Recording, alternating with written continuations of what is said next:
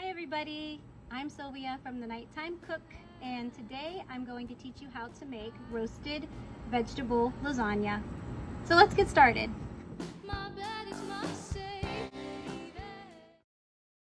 Okay, so we have everything assembled for our vegetable lasagna.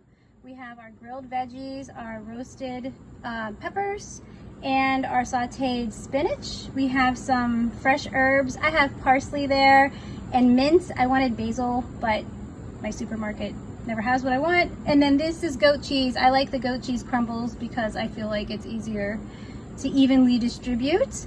And last but not least, we're gonna drizzle everything with olive oil.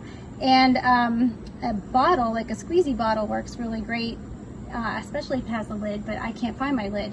So we're gonna make do with that. And then the last thing is I have an 8x8 pan here, like a little dish, and I lined it with saran wrap. And so we're gonna layer it and we're gonna cover it and we're gonna put it in the refrigerator.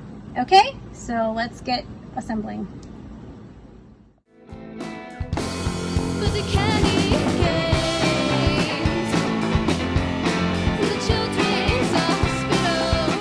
Okay, so everything is layered and covered with saran wrap. We're going to put it in the refrigerator. We can even weigh it down with something, and you're gonna do this for chill it for 4 hours at least, or overnight, and then we'll unmold it and it's gonna look beautiful and be delicious. So it's the next morning. I'm still in my dress. Anyway, this refrigerated overnight, and you can see that because we put it in plastic wrap, some of the olive oil and the juices kind of seeped out. You should drain that, but we're not going to right now.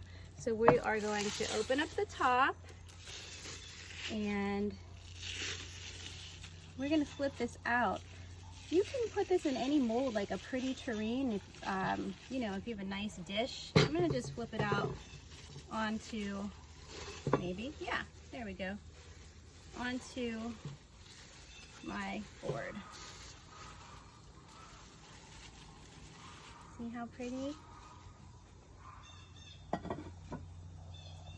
So now we can cut it, and I'm just going to cut a square like a lasagna, and because it was in the refrigerator overnight, it's going to keep its shape. Cut over here.